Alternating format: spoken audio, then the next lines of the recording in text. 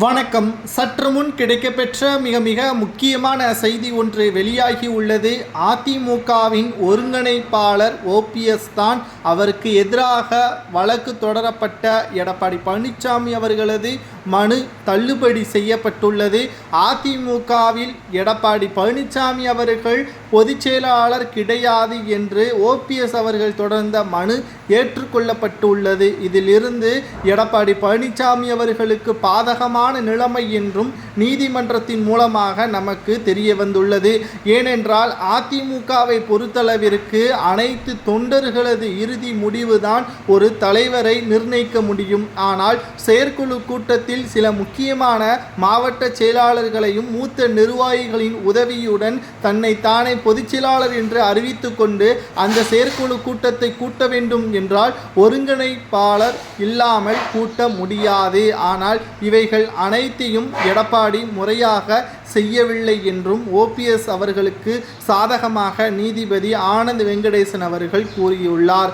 மேலும் அதிமுகவின் ஒருங்கிணைப்பாளர் ஓபிஎஸ் தான் என்றும் அவருக்கு எந்த ஒரு இடையூறும் இல்லாமல் அவரது பணிகளை மேற்கொள்வதற்கு அதிமுகவின் நிர்வாகிகள் செயல்பட வேண்டும் என்றும் நீதிமன்றம் தெரிவித்துள்ளது.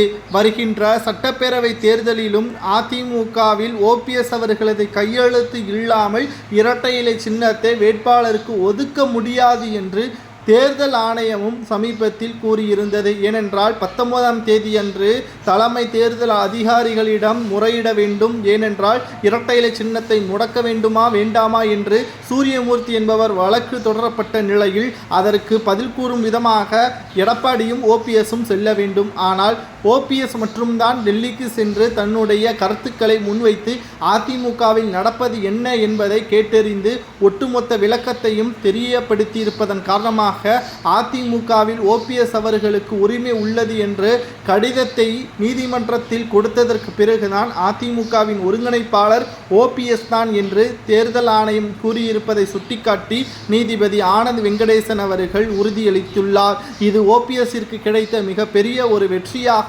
எடப்பாடி பழனிசாமி தலையில் விழுந்த மிகப்பெரிய ஒரு இடியாகவும் பார்க்கப்படுகிறது.